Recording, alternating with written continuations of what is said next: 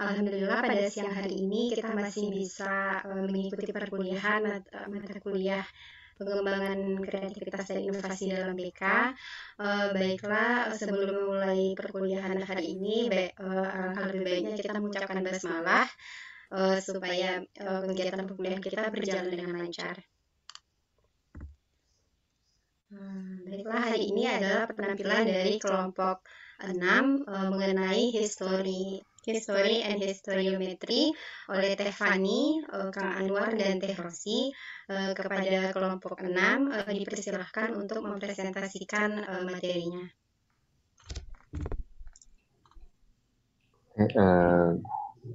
Bismillahirrahmanirrahim.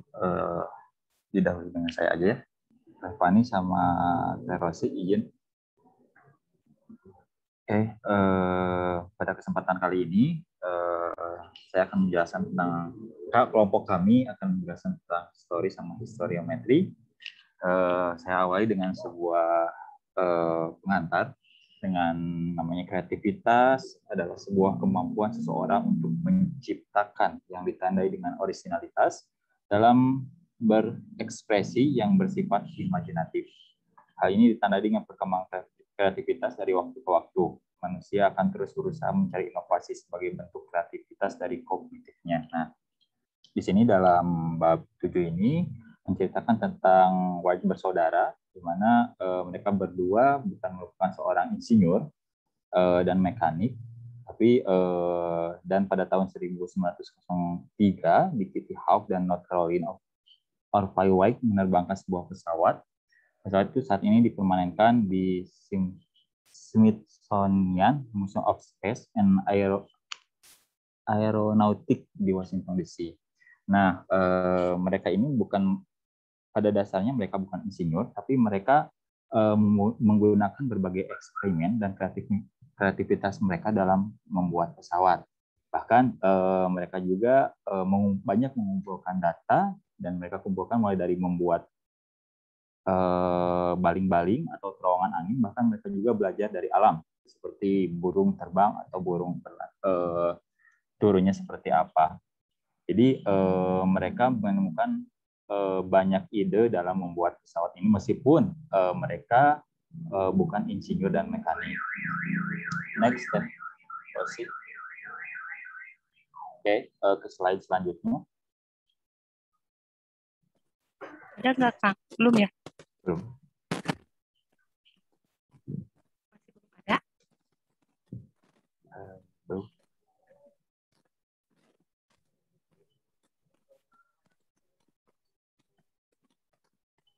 Di next. Masih ini sinyalnya.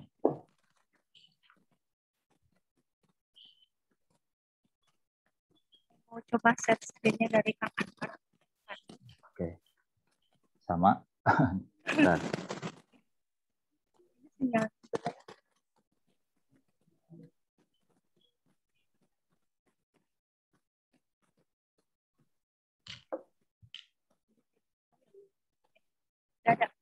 Ada. Nah, ini yang kedua, kita beralih ke materi analisa sejarah. Ciri khas perspektif sejarah adalah fokusnya pada perubahan dan waktu. Jadi perubahan sejarah ini berfokus tentunya ada perubahan dan waktu. Contohnya seperti sejarawan merekonstruksi masa lalu, dan ini adalah proses kreatif bagi mereka. Untuk ilmuwan sejarah pasti mereka fokus pada perubahan dan waktu. Mereka menawarkan gambaran masa lalu dan juga memprediksi masa depan. Sejarawan merekonstruksi masa lalu dan menciptakan lagi. Ini adalah sebuah proses yang kreatif namun terkadang tidak selalu akurat. Nah, ini analisis sejarah ini dibagi menjadi dua. Penilaian yang pertama, penilaian tentang kreativitas sejarah harus dibuat dengan sangat hati-hati. Jika tidak dibuat dengan hati-hati, akan terjadi bias atau kesalahan pemahaman penafsiran. Seperti itu. Yang kedua, konteks histori dan sebaliknya harus diperhitungkan ketika mempelajari karya-karya kreatif masa lalu. Artinya, kita harus mencermati betul dan mengkaji sejarah kreativitas. Nah, Kreativitas ini telah berubah sepanjang sejarah dan bagaimana kreativitas secara aktivitas berkontribusi pada perubahan dalam sejarah. Kreativitas tidak hanya menanggapi lingkungan dan pengaturan itu saja, tapi berkontribusi pada evolusi sejarah sendiri. Seperti itu. Kemudian lanjut ke slide berikutnya.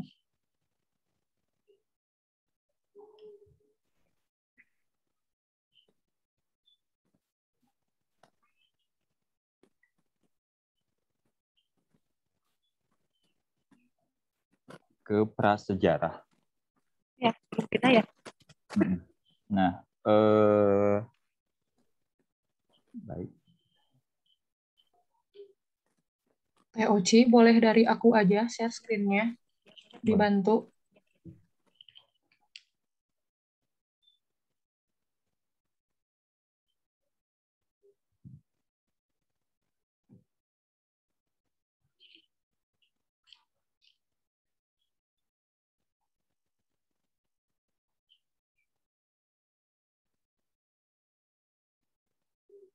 Udah kelihatan, Kang? Teh? Udah. Prasejarah ya?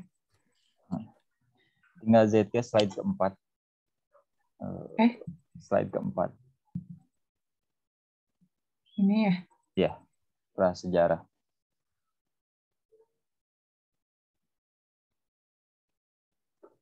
Nah, prasejarah ini membahas manusia tampaknya selalu kreatif terlepas dari perbedaan kapan manusia pertama muncul. Dalam evolusi Homo sapiens, orang-orang prasejarah memiliki karunia kreativitas, kemampuan untuk melihat sesuatu yang baru dan tidak dimiliki orang lain. Pada zaman prasejarah, manusia sudah memiliki kreativitasnya sendiri, seperti mereka membuat pisau dari batu-batuan atau misalkan dari membuat kompor dari batu-batuan. Jadi, zaman prasejarah ini juga memiliki kreativitas di zamannya masing-masing. Kemudian, selanjutnya,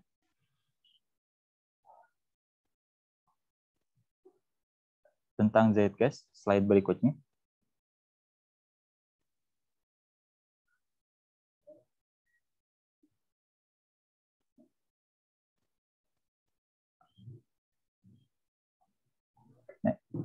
Next. Udah di next tapi Oke. Kenapa ya? Sama jaringannya. Ini.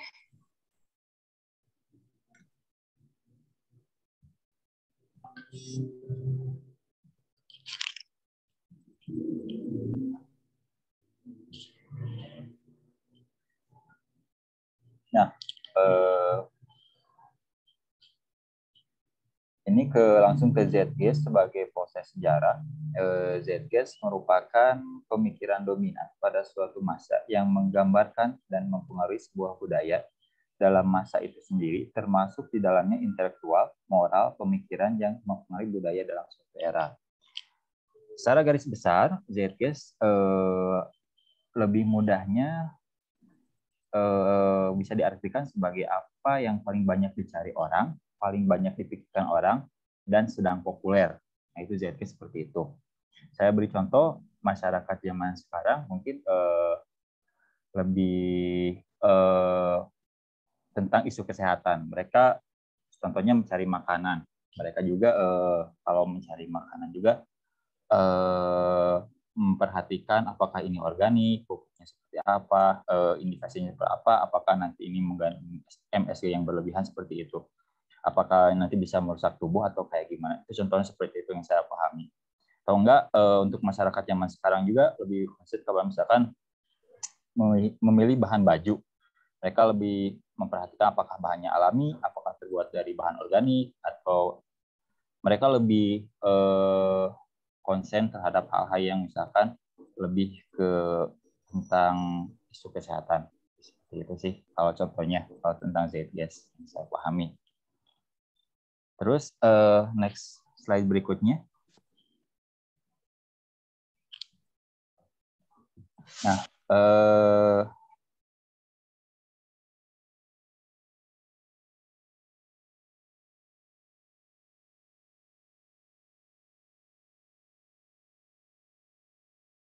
meskipun tanpa bekerja sama. Hal ini mengingatkan bahwa penemuan adalah bagian dari Z-case dan dapat terjadi pada siapapun yang bekerja di area tertentu. Contohnya, misalkan berbagai penemuan dengan kesamaan dalam Z-case ini, contoh yang penemu bola lampu pada saat waktu di zaman yang sama, mungkin Thomas Alva Edison dan Joseph Swan menemukan bola lampu. Seperti itu contohnya. Next, yang berikutnya. Ini ada alat dan kreativitas. Nah, ini saling mempengaruhi juga. Saya mengartikan sebuah alat dihasilkan oleh sebuah kreativitas dan sebuah kreativitas lahir dipengaruhi oleh alat. Kalau yang saya pahami mungkin bisa dikatakan alat ini adalah sebagai sebab dan akibat dari proses kreativitas. Nah, contohnya seperti yang mudah mungkin untuk membelah sesuatu, manusia menciptakan sebuah pisau. Terus dengan adanya pisau juga, manusia berpikir nantinya lahir lagi alat potong yang lebih besar lagi untuk memotong yang lebih besar, seperti gergaji atau alat yang apa ya? Ya seperti gergaji aja yang lebih besar dari pisau, seperti itu yang saya pahami. Gitu. Berikutnya.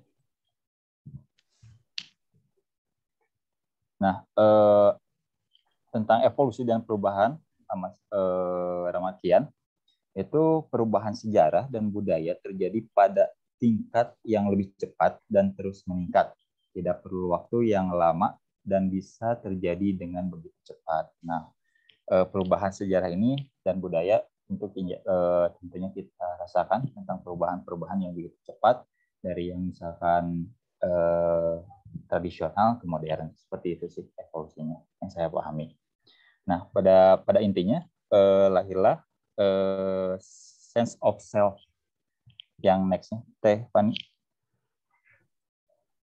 Nah, apa saja yang membentuk sense of self ini? Yang pertama, bagaimana seseorang memahami, melihat, mendengar, dan merasakan dirinya.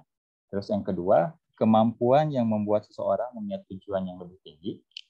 Yang ketiga, mengevaluasi dan menetapkan kualitas seperti keyakinan, nilai keinginan, kebutuhan, keinginan prinsip, dan kebenaran. Nah, itu mungkin dari pembentukan sense of self.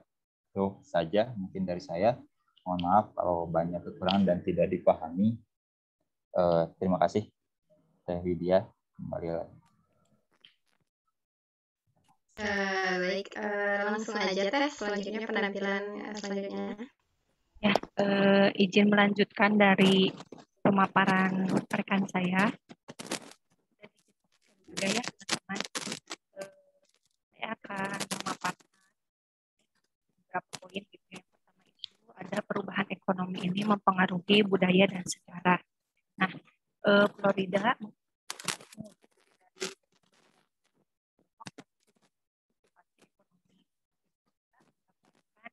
budaya dan Teh, nggak kedengaran suaranya. ya Teh, ada nggak? Nggak jelas kedengaran. suaranya Teh. Teh, putus-putus. Putus ya? Iya. Udah jelas belum? Udah. Mending Teh, mendingan. Ya. Jadi kreativitas ini sifatnya ekonomi, tapi juga menggambarkan perubahan budaya dan sejarah. Nah, maksudnya kalau kita lihat gitu ya di negara-negara besar seperti Amerika Serikat, bagaimana Amerika Serikat ini menjadi kekuatan dunia gitu ya dalam perspektif ekonomi, bahwa mereka ini gitu ya memiliki pandangan untuk membangun sebuah ekonomi yang kuat dan dinamis ini. Mereka mengembangkan gitu ya kekuatan kreatif. Nah, maksudnya ini dengan cara bersemangat mendorong industri baru, kemudian juga mempertahankan masyarakat yang lebih terbuka dan bebas gitu, dan membuat investasi secara besar-besaran. Hal tersebut yang mendatangkan atau membangun kekuatan ekonomi di Amerika Serikat ini gitu. Tentu hal itu tidak hanya berdampak pada ekonominya, tetapi terhadap perubahan budayanya juga dan sejarahnya. Nah, kemudian kita bisa lihat nilai-nilai ekonomi di negara maju. Gitu. Nah, di negara maju ini cenderung bergeser dalam dua skala gitu rakyatnya. Yang pertama ini orang-orang itu bergerak dari nilai tradisional dengan ditandai menghormati otoritas sipil dan agama, kemudian juga dia bergeser ke nilai-nilai yang lebih sekular rasional atau pemikiran bebas gitu ya. Terus dari nilai-nilai kelangsungan hidup berubah lagi menjadi ke pengekspresian diri. Nah, nilai-nilai ini mendukung hak individu untuk mengekspresikan diri. Sudah dipaparkan sebelumnya oleh Kang Anwar bahwa pembagian sejarah ini terbagi atas 3, dari mulai manusia yang kreatif, kemudian berubah menjadi ke manusia yang penciptaan dunia dan penciptaan diri. Nah, penciptaan diri ini orang-orang ini mulai bekerja gitu, berpindah dari satu pekerjaan ke pekerjaan yang lain. Kemudian juga dia membentuk kelompok, mencari identitas di dalam kelompok tersebut gitu ya, dan menerima pengakuan dan menciptakan kreasi diri gitu. Tetapi hal itu bergeser gitu dari yang tadinya sifatnya kelompok menjadi ke penciptaan dirinya, bagaimana dia itu menjadi seorang yang kreativitas melalui diri individu sendiri, bukan pada dasar kelompok tersebut gitu. Nah, kemudian di sini ada penemuan Murphy. Jadi menurut Murphy ini, orang itu cenderung kreativitas ketika masyarakatnya ini memiliki kelebihan sumber daya, kemudian waktu yang banyak gitu ya, waktu yang luang, dan kelas sosial yang lebih peduli terhadap sesuatu yang baru, penemuan-penemuan baru, bukan pada penemuan yang sudah ada sebelumnya. Next, Teh.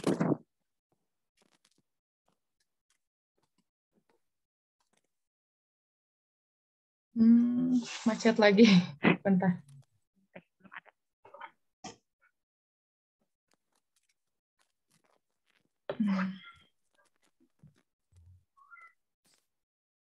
Masya Allah, bentar ya.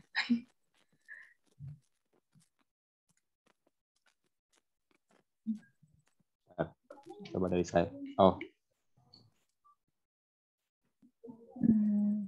Nggak bisa ya. bentar. Ya. Coba dari Anwar. Ya, coba Kang.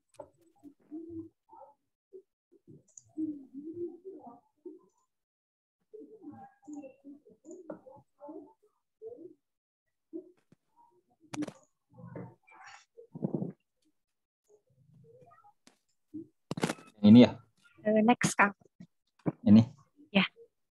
Nah, yang selanjutnya itu ada inspirasi jarum jam. Jadi, inspirasi jarum jam ini merupakan teori dari Martindale. Teori ini menggambarkan bahwa ketika semua itu menunjuk ke arah yang sama, maka kreativitas itu sangat mungkin terjadi. Misalnya saja kemakmuran. Nah, ketika kemakmuran itu mengarah pada arah yang sama, gitu ya. Nah, itu akan dorong atau memungkinkan orang lebih kreativitas, gitu, lebih kreatif. Nah, kemudian penelitian Martindale ini ada tentang beberapa domain seni dengan 2 proses yang saling melengkapi. Karena Martindale ini, contohnya ini di sini dijelaskan bahwa dia meneliti dari berbagai domain seperti puisi Prancis, kemudian juga ada cerita pendek Amerika, karya Yunani klasik, gitu ya, dan sebagainya. Nah, yaitu menyimpulkan bahwa seorang seniman itu gitu untuk mempertahankan tingkat gairahnya dan untuk memenuhi kebutuhan dasarnya, seniman ini cenderung mengandalkan 2 proses di dalamnya gitu. Jadi yang pertama itu harus bisa mengeksplorasi gaya, mengubah aturan dan struktur domain mereka. Jadi lebih spesifiknya bagaimana cara ide itu diekspresikan. Next, kan?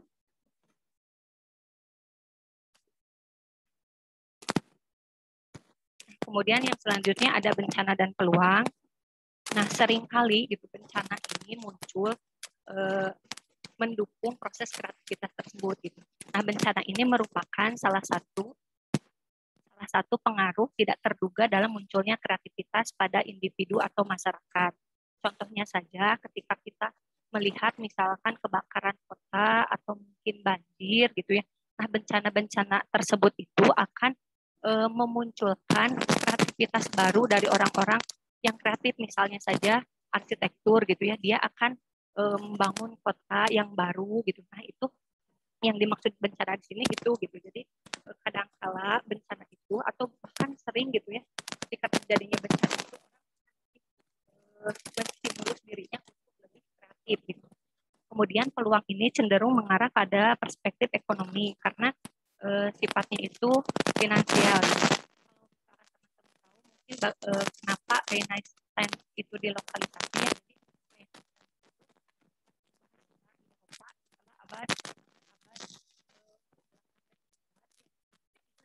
dari Italia kemudian menyebar ke seluruh benua Eropa.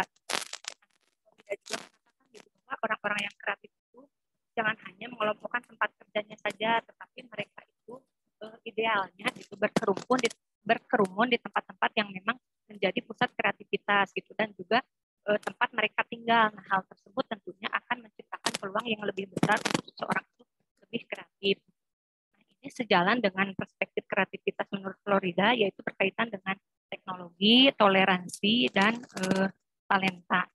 Tadi mungkin sudah disinggung sedikit mengenai jet gas ini gitu, di mana orang-orang ini semangat pada zamannya gitu ya, kan jet gas ini konsep filsafat Jerman gitu ya, di mana pemikiran pada satu masa gitu yang menggambarkan dan mempengaruhi budaya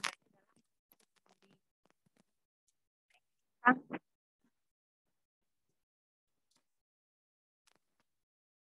next. Ini ada kreativitas di Portland, Oregon gitu ya. Mungkin teman-teman juga sudah mendengar seni, teater, dan musik yang sangat berkembang.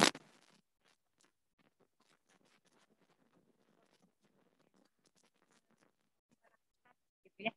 Peran penting gitu di lingkungannya gitu dalam pencarian ruang yang murah gitu di sana itu, dan kemudian juga di Portland ini ada kelas kreatif gitu ya, sebagai pusat kreativitas di mana para desainer muda kemudian juga insinyur gitu mendobrak gitu si kreativitas ini untuk menopang sektor ekonomi di Portland ini dijadikan sebagai pusat kreativitas gitu.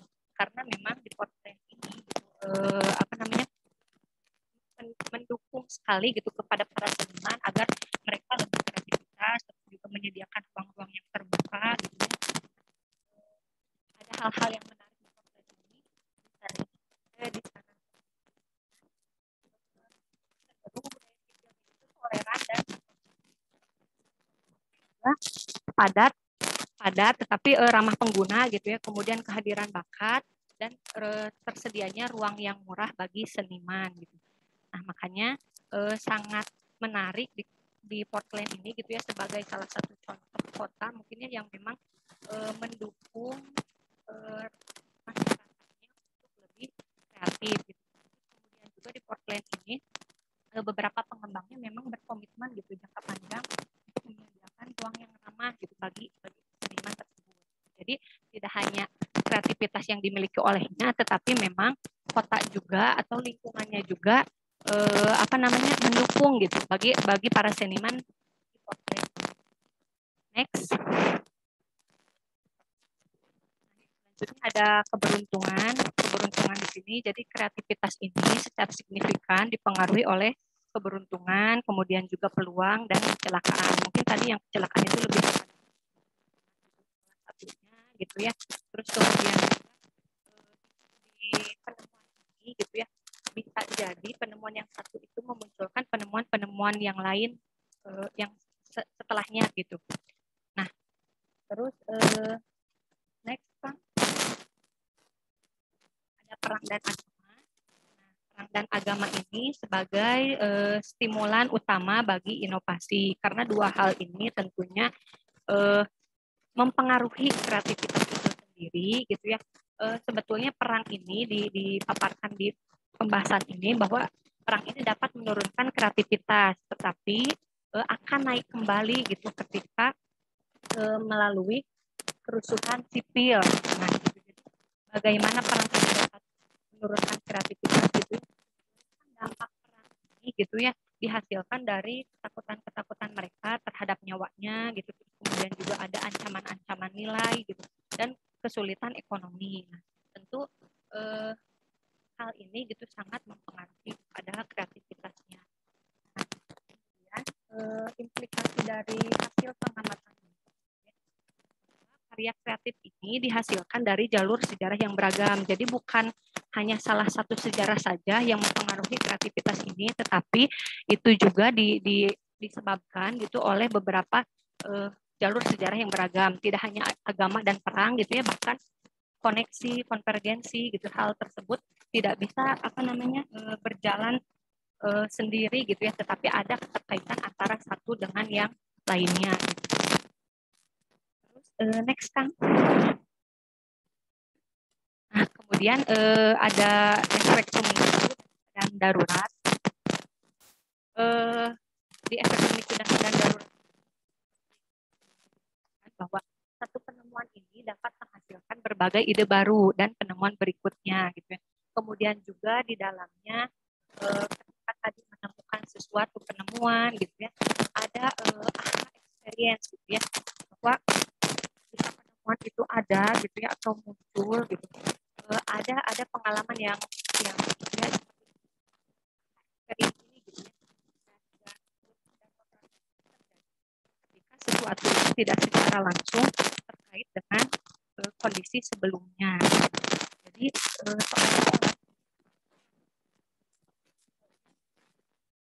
kontribusi sebelumnya. Jadi bukan pada saat itu saja, tetapi sudah ada dari sebelumnya gitu ya. Nah itu. Next,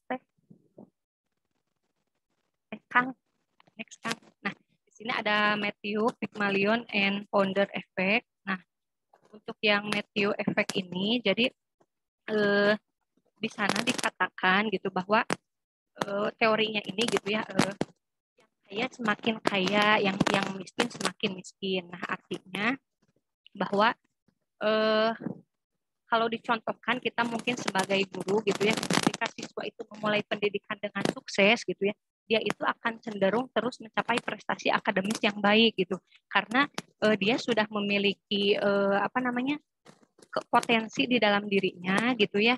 Jadi kedepannya juga dia akan terus mencapai prestasi-prestasi akademis yang baik gitu. Nah, dengan tadi orang kaya semakin kaya karena dia itu kan semakin tinggi gitu ya usahanya gitu ya, terus juga produksinya juga semakin tinggi gitu. Nah, berbeda lagi mungkin dengan orang yang tadi dikatakan yang miskin semakin miskin karena dia tidak punya kreativitas, dia tidak pemahaman yang kurang atau pengetahuan yang kurang. Nah itu akan menjadikan tadi tingkat ekonominya itu lebih sulit daripada sebelumnya gitu. Dengan yang tadi dicontohkan ya, siswa yang sudah bagus dari awal itu gitu, dia lebih cenderung sebaliknya gitu. Nah, Matthew Effect ini gitu ya merupakan cerminan cenderungan atribusi dan kekuatan ekspektasi. Jadi tetap di dalamnya itu ada atribusi gitu yang diberikan gitu. Terus yang selanjutnya itu ada Pygmalion Effect. Nah, di Pygmalion Effect ini bagaimana harapan guru itu dapat menyebabkan perubahan aktual dalam perilaku siswa gitu. Jadi ada dukungan dari seorang guru gitu, bagaimana nih siswa ini bisa lebih kreatif gitu ya, terus kemudian juga dalam perilakunya seperti apa gitu ya. Nah ini ada di Pygmalion Effect gitu. Terus yang selanjutnya itu ada Founder Effect. Nah untuk yang Founder Effect ini merupakan cetusan ide yang membuat seseorang itu dipuji meskipun sebelumnya tidak memiliki reputasi yang baik. Contoh misalkan seorang siswa menemukan satu ide atau penemuan baru gitu ya mengenai suatu benda. Nah, meskipun siswa tersebut sebelumnya itu dia tidak populer gitu, terus juga reputasinya tidak baik gitu, belum terkenal gitu, tetapi karena dia itu mencetuskan satu ide atau penemuan yang baru gitu, itu akan mengakibatkan berdampak gitu ya, dia itu dipuji gitu, jadi akan mendapatkan pujian atas penemuannya itu gitu. Mungkin saja penemuan yang ditemukan oleh siswa tersebut akan melahirkan penemuan yang baru. Dia tidak melakukan apa-apa gitu ya, tetapi ketika dia menemukan satu ide dan itu berpengaruh gitu, membuat seseorang itu atau siswa tersebut itu dipuji gitu.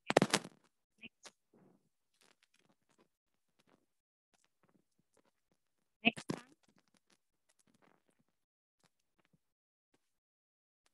Ya. Jadi individu dalam sejarah sebetulnya di sini dibahas mengenai banyak sekali tokoh-tokoh prasejarah gitu ya. Tentu perubahan sejarah ini gitu ya, terutama pergeseran paradigma kadangkala gitu terjadi ketika ide yang original. Yang kita ketahui juga bakat dan kreativitas individu ini bersumber dari dalam diri gitu ya. Teman-teman juga mungkin sudah mengetahui tokoh-tokoh sejarah yang kreatif gitu ya, yang salah satunya mungkin yang sering kita bahas yaitu Sigmund Freud gitu ya. Bukan hanya biografinya, kemudian juga kreativitas dan imajinasi ini kan mengungkapkan kondisi psikologis gitu dan spiritual yang mendasari hubungan mereka dengan dunia mereka, yang akhirnya menciptakan karya-karya besar gitu dari penciptanya gitu.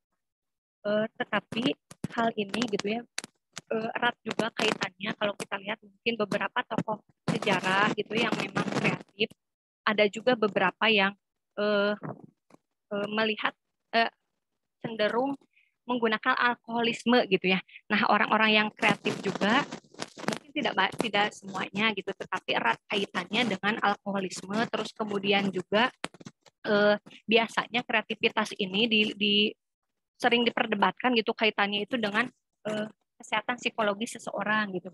Nah, itu kan sebagai sebagai pengukuran gitu ya, bahwa kreativitas itu erat kaitannya dengan salah satunya alkoholisme gitu ya, tokoh-tokoh sejarah itu, terus kemudian dengan kondisi psikologisnya gitu ya. Tapi hal itu kan berkontribusi terhadap upaya kreatifnya gitu. Nah, di sini dibahas gitu mengenai historiometri ini. Nah, historiometri ini sebagai alat gitu untuk mengukur mengenai historiometri ini aplikasi metode kuantitatif untuk arsip data tentang kepribadian dan peristiwa bersejarah untuk menguji hipotesis nomotetis tentang pemikiran manusia, kemudian juga perasaan dan tindakannya. Gitu. Nah, pendekatan ini salah satu yang paling menjanjikan dalam semua studi kreatif, gitu ya. Mengingat perspektif ini luasnya penerapan. Kalau mungkin tadi misalkan kita mengukur kreativitas itu apakah seseorang itu kecanduan alkohol gitu ya, apakah dia itu terlibat dengan kondisi psikologis yang seperti apa gitu ya. Nah, historiometri ini bisa digunakan untuk salah satunya untuk mengukur hal tersebut gitu. Jadi historiometri ini berguna untuk mempelajari politik sosial dan budaya pada kejeniusan dan bakat. Mungkin cukup sekian dari saya, dilanjutkan oleh Stefani. Mohon maaf kurangnya. Warahmatullahi wabarakatuh. Waalaikumsalam warahmatullahi wabarakatuh. Izin Ibu Moderator, dilanjut aja ya. Kang Anwar, udah.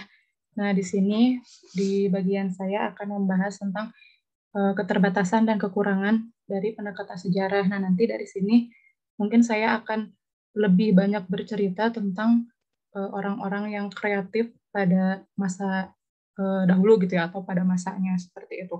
Nah, di sini dari dalam keterbatasan dan kekurangan pendekatan sejarah ini, yang pertama adalah analisis yang sulit. Nah, dari analisis yang sulit ini pun juga otomatis akan memakan banyak waktu gitu untuk menganalisis sejarah ini. Nah, kemudian data yang didapat juga mungkin akan kurang lengkap dan kurang akurat gitu kan, karena mungkin dari sejarah ini kan kita kayak harus banyak mengumpulkan sumber-sumber gitu kan, belum lagi nanti yang pada akhirnya, nah di sini ada keadaan atau waktu yang berubah, karena kan seiring berjalannya waktu itu akan ada perubahan gitu ya. Nah, nanti misalnya kalau misalnya yang diteliti tentang sejarahnya misalnya pada tahun berapa, yang bisa jadi atau kemungkinan di tahun kita yang sekarang ini akan ada perubahan gitu. Jadi waktu itu yang terus berubah seperti itu. Nah, kemudian yang tadi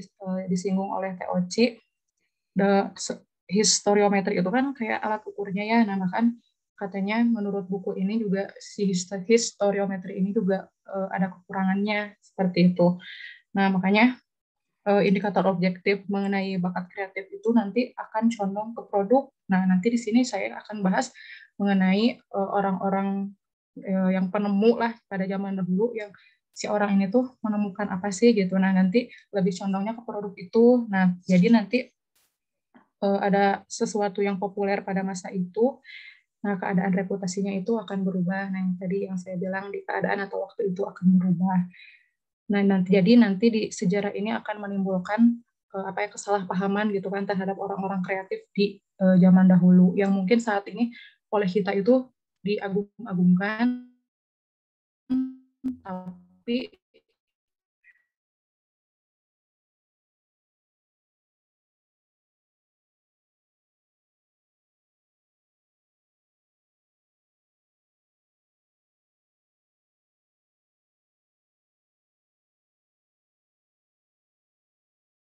yaitu produk dan activity.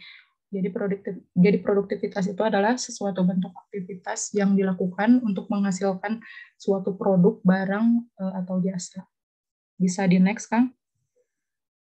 Nah, untuk kreativitas ini memang bisa bisa dilihat dari berbagai jenis atau sudut pandang gitu. Nah, di sini yang untuk produktivitas ini memang harus jadi kayak ditafsirkan secara hati-hati. Di sini kita bisa lihat sudut pandang kreativitas dari segi produktivitas itu. Di sini yang pertama ada sumber daya manusianya ya, atau orangnya, itu kayak meliputi bagaimana sifat atau karakteristik si orang atau si individu yang menciptakan suatu hal itu. Nah, di sini ada misalnya kayak keterbukaan atau apakah dia juga orang yang tertutup dan lain sebagainya.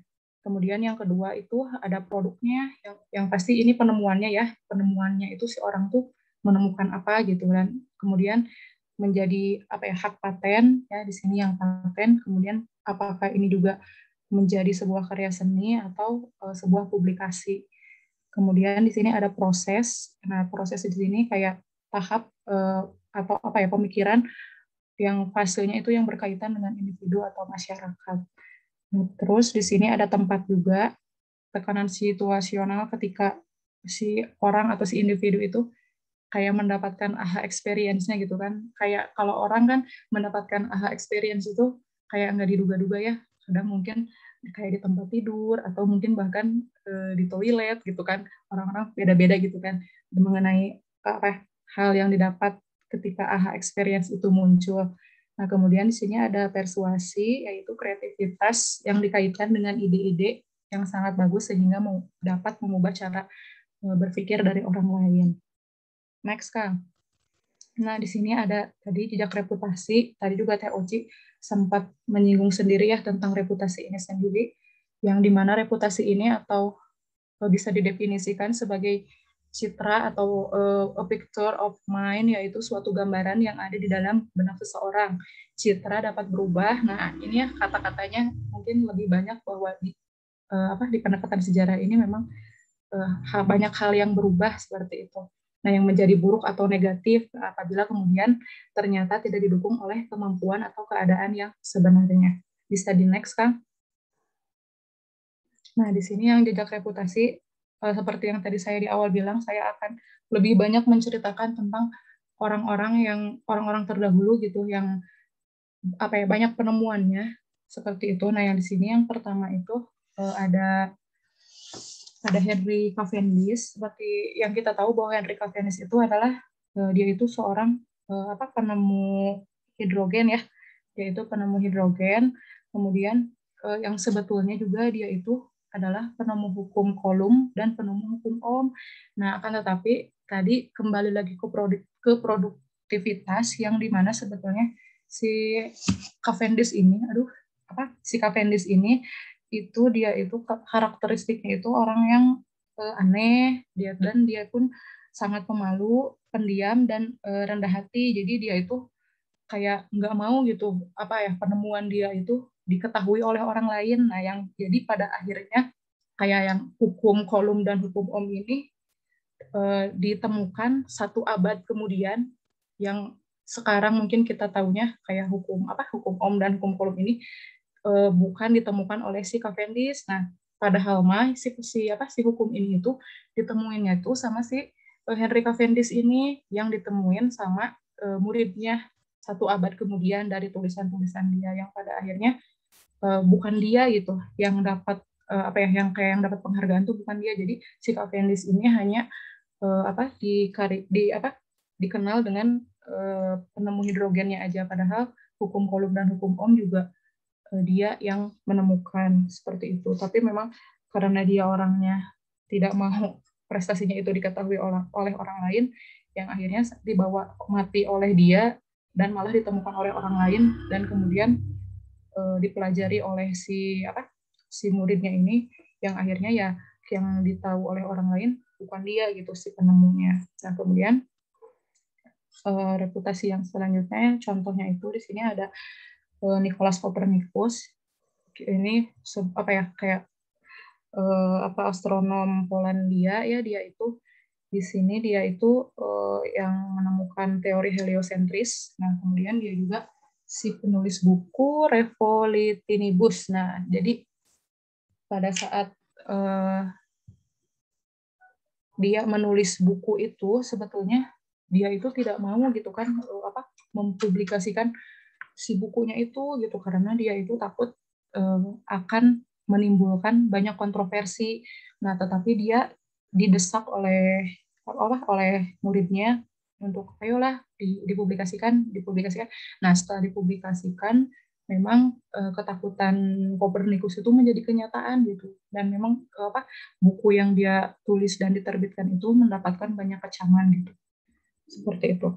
Nah kemudian yang selanjutnya di sini ada Samuel Morse.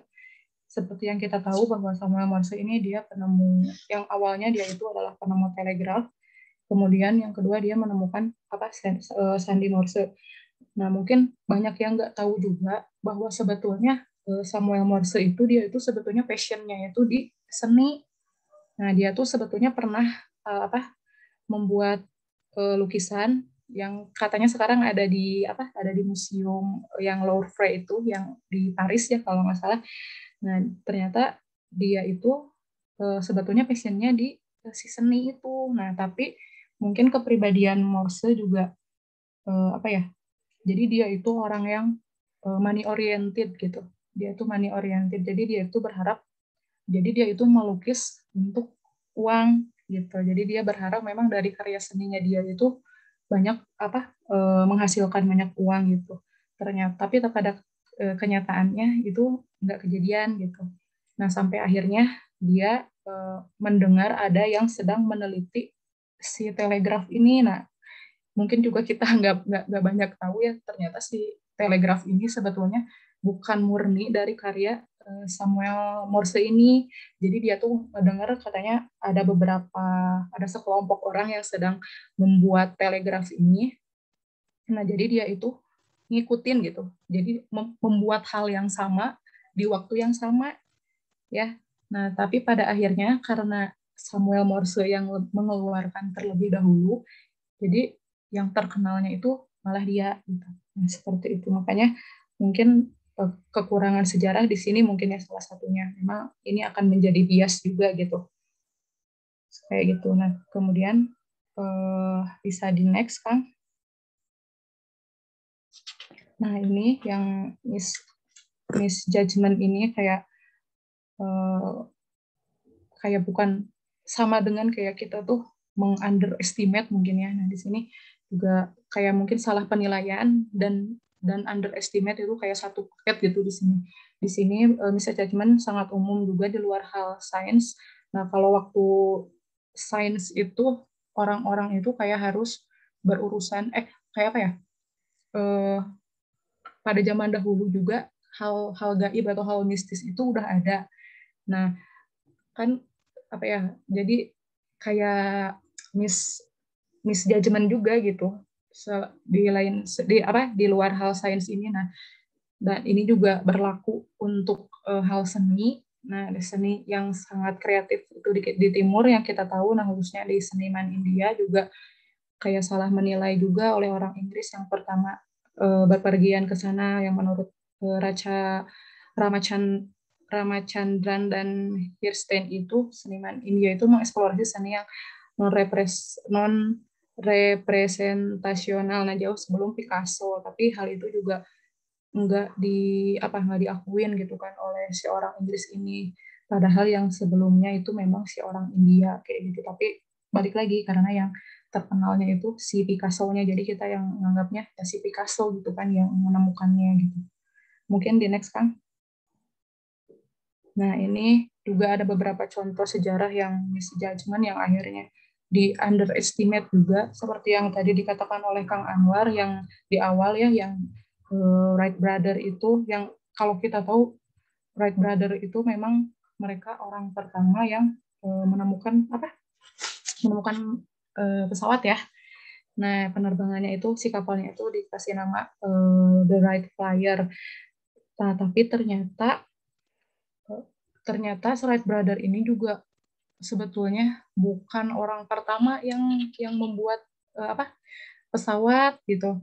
Karena makanya kenapa pihak museum Smithsonian itu mereka itu diapresiasinya itu setelah 45 tahun setelah penerbangan pertama itu, karena pihak museum Smithsonian itu awalnya itu ngasih proyek ke orang yang bernamanya Langley. Jadi si Langley ini dia itu ilmuwan di Harvard gitu. Dia itu punya ilmunya, dia dibiayain sama si museumnya gitu, tapi ternyata dia gagal gitu karena dia menyerah gitu. Lain halnya berbeda dengan si Wright brother ini, mereka memang yang latar belakangnya kan kayak bukan orang mungkin berpendidikan tinggi lah istilahnya pada saat itu, tapi pada akhirnya mereka berhasil gitu kan menerbangkan pesawat gitu. Entah Smithsonian-nya tidak kayak nggak mengapresiasi atau kayak gimana gitu. Memang yang pada akhirnya si penerbangan pertama ini diapresiasinya itu setelah 45 tahun kemudiannya diakuinya itu seperti itu. Nah, kemudian di sini yang kedua ada The Beatles. Kita tahu ya, The Beatles ini adalah grup band yang sekarang legendaris lah gitu kan ya.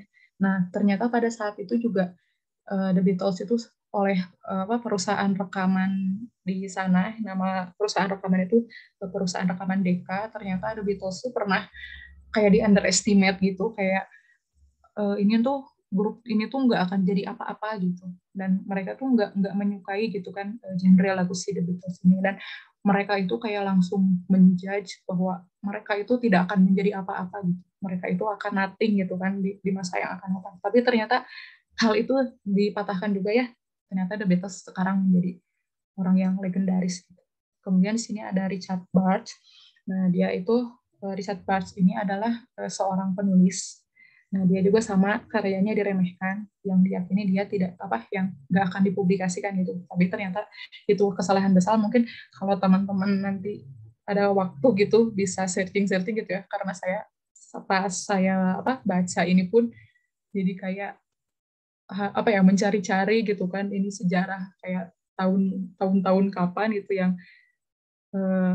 yang akhirnya saya jadi tahu gitu kan ini sejarahnya itu, si Richard Bach ini ternyata dia adalah seorang penulis kayak gitu, yang itu juga salah satu misjudgment atau underestimate terhadap seorang penulis gitu. Nah, kemudian ada cerita Alice in Wonderland. Mungkin yang seperti kita tahu bahwa Alice in Wonderland itu adalah cerita fiksi ya, dia itu cerita fiksi yang dianggap bahwa kayak ceritanya tuh kaku dan kayak berlebihan. Kalau secara cerita mungkin kan kayak nggak akan ada gitulah ya di dunia nyata yang namanya juga cerita fiksi gitu kan. Nah, tapi ternyata Alice in Wonderland ini adalah menjadi salah satu cerita anak-anak yang yang mendunia gitu. Nah, terus kemudian di sini ada Picasso.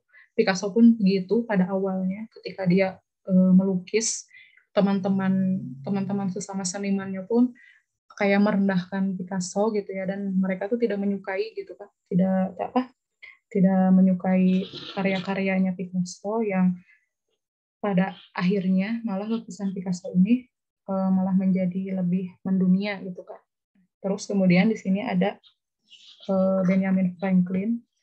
Nah, Benjamin Franklin juga dia itu dia banyak menemukan banyak penemuan, dan dia juga seorang negarawan yang brilian, tapi karena dia terlibat dengan politik gitu kan di negaranya, yang sehingga karyanya itu kayak nggak diakuin gitu. Padahal si Franklin ini itu kayak dia itu penemuannya itu tentang kelistrikan kan ya. Nah, padahal gagasannya itu kayak tentang penangkal petir. Nah, terus juga hal yang dia temukan itu sebetulnya dapat berguna dan sampai sekarang tuh diaplikasikan gitu di kehidupan sehari-hari gitu. Tapi ternyata dia pada zamannya itu nggak dihargai gitu. Tapi beda kan dengan sekarang, bahwa yang kita tahu bahwa Benjamin Franklin itu adalah penemu penangkal petir, terus juga dia penemu alat musik itu harmonika kaca. Nah itu, sebetulnya juga passion Franklin tuh sebetulnya juga di seni gitu, selain di hal-hal sains yang lainnya. Tapi memang kita menganggapnya bahwa dia ya terkenalnya tentang penangkal petir kayak gitu. Bisa di next Kang Anwar. Nah ini sejarah seni juga kayak nggak akan bisa dipisahin gitu kan ya dari hal-hal yang berbau kreatif, karena kreativitas juga banyak gitu kan di ranah si seni ini gitu. Nah ranah seni ini juga domainnya ya kreatif gitu. Seni juga berfungsi sebagai jendela ke masyarakat. Nah boleh di next kan? Nah, tinjauan komprehensif tentang sejarah seni, di sini ada teori estetika Aristotelian dan Kantian yang sangat menekankan kategori objektif transenden, yaitu pada kategori objek di luar batas kemungkinan pengalaman dan pengetahuan. Nah, orang Yunani menganggap seni itu sebagai kerajinan tangan untuk melayani tujuan yang disetujui oleh masyarakat. Mungkin tujuan seniman Yunani itu kayak untuk memperbaiki dan menyempurnakan alam dengan menghilangkan ketidaksempurnaan untuk sampai kepada sosok yang indah, ideal menurut ide dan indah yang yang dipandang di mata pikiran seperti itu.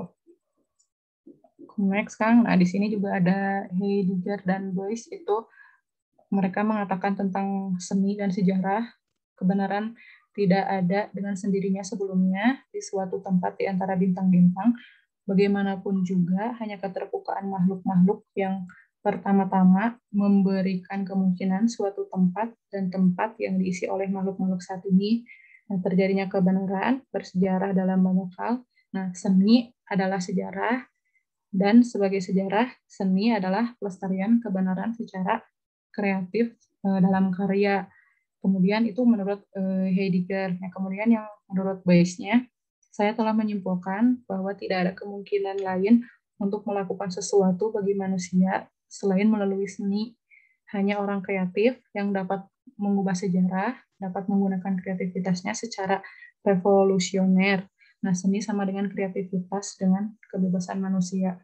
Nah, mungkin dari seni ini juga mungkin paling banyak ya gitu, karena seni juga kan merupakan salah satu kayak bahan alat komunikasi juga kan gitu. Jadi misalnya kata dari lukisan juga mungkin bisa menggambarkan pada zaman dahulu itu seperti apa gitu.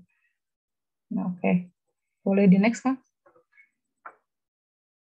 Nah di dalam seni juga ada yang namanya nanti ini berhubungan juga dengan si romantisme ini. Nah romantisme itu adalah sebuah gerakan seni, sastra, dan intelektual yang berasal dari Eropa ya pada abad ke-18 pada masa revolusi industri. Nah, di sini kaum romantisme itu kayak menekankan emosi yang kuat sebagai sumber dari pengalaman estetika, memberikan tekanan baru terhadap emosi-emosi seperti rasa takut, ngeri, dan takjub. Seperti tadi yang dikatakan oleh rekan saya, Teh Oci, dikatakan bahwa seni itu juga berhubungan dengan bukan kerusakan mental ya, tapi lebih ke kegilaan mungkin ya. Kalau di sini dikatakannya itu kayak kegilaan gitu. Orang-orang yang berkecimpung di dalam dunia seni itu mengaplikasikan kegilaan mereka itu terhadap suatu seni. Nah, nanti di sini juga ada yang disebut dengan namanya avant-garde. Ya, avant-garde ini itu seni yang mendahului zamannya, yang mengejutkan, mengganggu, dan karena itu tidak pantas gitu dipandang secara sosial. Nah, ini salah satunya ada ternyata zaman dahulu tuh aliran musik rock and roll itu dipandang sebagai avant-garde atau apa ya, pemberontak katanya gitu. Nah, semua rock and roll itu dari apa, tidak mencerminkan apa ya, ketidaksesuaian pada masa itu gitu. Jadi memang banyak yang menentang gitu si aliran rock and roll itu, yang kayak banyak penolakan dari masyarakat. Nah, seperti itu. Terus kaum romantisme juga, dia apa ya, tentang banyak ide-ide dari orang yang aneh gitu, kayak nyentrik mungkin ya kalau orang-orang seni itu gitu, kayak beda dari yang lain gitulah biasanya kalau orang-orang seni itu. Nah, terus bisa di next kan? Nah, ini yang terakhir ada kreativitas dalam konteks sosial. Nah, di sini menurut Jones tahun 1997 bahwa karya seni itu menemukan penyelesaian kreatifnya dalam interpretasi penonton. Nah, yang memang pada awalnya kenapa individualisme itu mulai dipertanyakan, karena yang pada akhirnya seni itu tidak bisa dilihat kreatif, atau misalnya orang lain itu tidak akan bisa puas dengan apa yang karya kita yang sudah kita buat gitu. Kalau misalnya pribadi memang merasa puas gitu ya dengan hasil kreativitas atau hasil penemuan, tapi kan kembali lagi bahwa di luar kita itu tidak hidup sendirian, dan kita itu ada orang lain juga yang yang bisa menilai seperti itu. Jadi kreativitas dalam konteks sosial ini kembali lagi terhadap penilaian penonton terhadap apa yang telah kita buat, seperti itu. Mungkin hanya itu yang bisa saya sampaikan.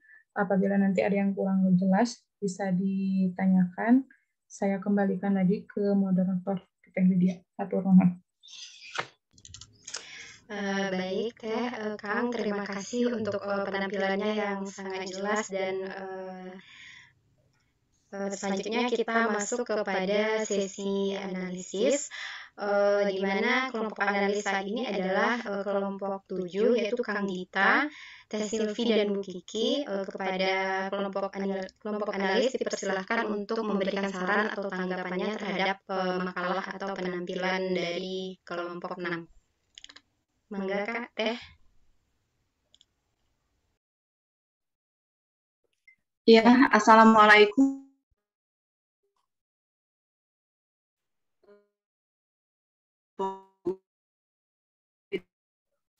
Putus-putus, Bu Kiki. Luar biasa, jadi harus off-cam nih. Sebentar, saya off-cam dulu. Ya, kedengaran suaranya? Ya, Kedengaran, Bu. Jadi harus off-cam. Mohon maaf ya, Pak ya, kalau hari ini saya off-cam karena sinyal tidak bagus. Ya, kami dari kelompok 7, saya ada Kang Dita, ada Teh Silvi. Di sini menanggapi, melihat apa yang tertulis dalam makalah ya. Sebetulnya makalah ini sangat bagus sekali. Nah, tapi di sini di halaman 9, alinea kedua atau ke-1 mungkin ya. Di sini ada kalimat, Gandhi mungkin jauh lebih dikenal karena itu adalah satuan bahasa yang belum baku ya. Bakunya adalah karena, itu mungkin ya, itu koreksinya. Terus ada di situ prinsip-prinsipnya. Prinsip-prinsip itu ditulis dengan angka 2. Sebaiknya, memang ini kan makalah ya, mungkin kita kebiasaan dengan WA atau ngetik gimana, jadi dibuatlah angka 2 seperti itu ya.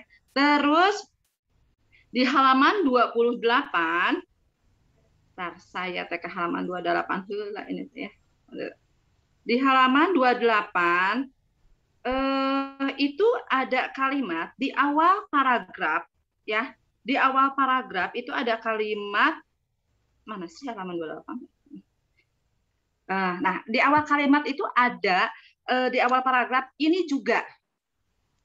Nah, ini juga, kalau menurut saya dengan kalimat ini juga di awal paragraf itu adalah suatu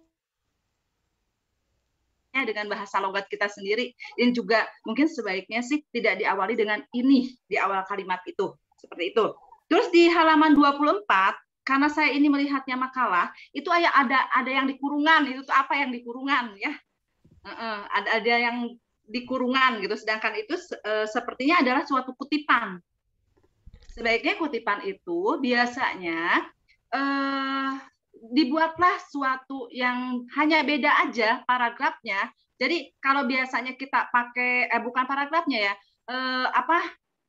ukurannya. Jadi kalau kita biasanya misalnya pakainya spasinya itu 1,5, gunakanlah kalau kutipan itu sebaiknya 1 atau berapa yang bisa membedakan, seperti itu ya. Mohon maaf sebenarnya sudah bagus banget, cuman saya melihat di halaman 9 mungkin ya agak kelihatan ya, karena di situ mungkin kita biasa berbicara di WA ya. Terima kasih.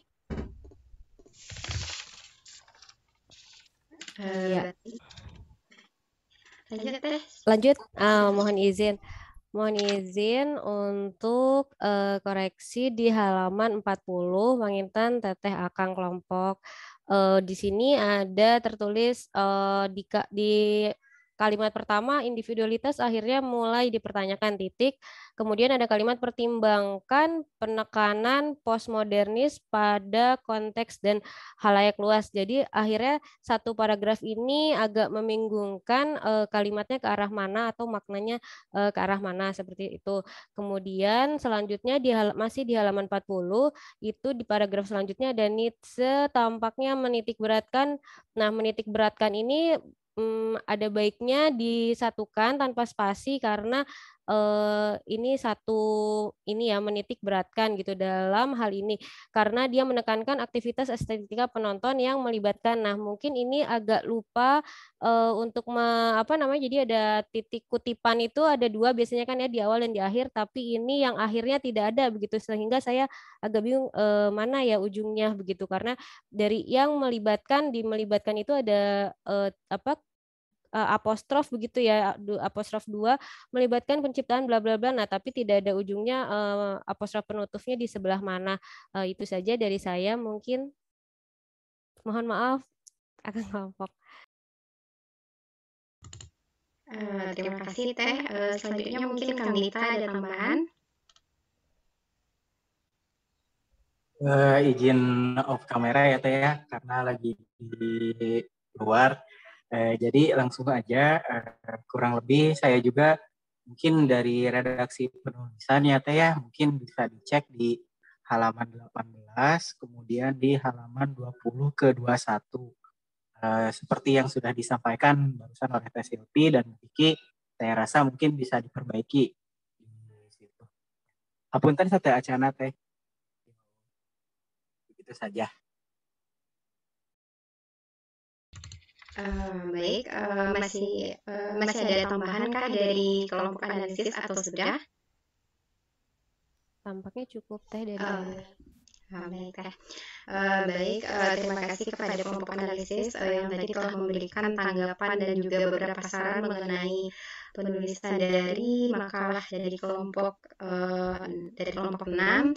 Tadi ada beberapa masukan, di mana pertama tadi Bu Vicky mengatakan bahwa makalah secara keseluruhan sudah sangat bagus, namun ada beberapa penggunaan bahasa yang mungkin belum baku, dan juga ada tadi penggunaan kata yang kurang tepat di awal paragraf, juga ada tadi lebih memperhatikan tentang skema penulisan kutipan dan juga tidak ada makna paragraf yang sedikit membingungkan. Nah, mungkin tadi kelompok 6 sudah mencatat mengenai apa yang masukan dari kelompok 7.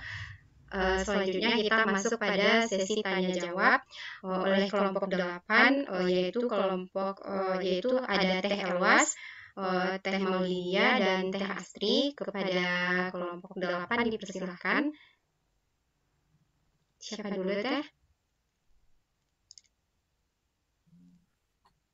Baik, boleh saya bertanya, Teh Widya? Ya, mungkin. Saya mau bertanya yang pertama mengenai tadi yang dijelaskan oleh Kang Anwar mengenai membentuk sense of self yang ada 3 tadi ya, bagaimana seseorang memahami, melihat, mendengar, dan merasakan dirinya sampai 2 dan 3 seterusnya. Nah, sebenarnya apa sih yang dimaksud dari sense of self ini sendiri? Lalu yang kedua mengenai bencana dan peluang. Jadi tadi dijelaskan bahwa bencana ini merupakan salah satu pengaruh tidak terduga dalam munculnya kreativitas.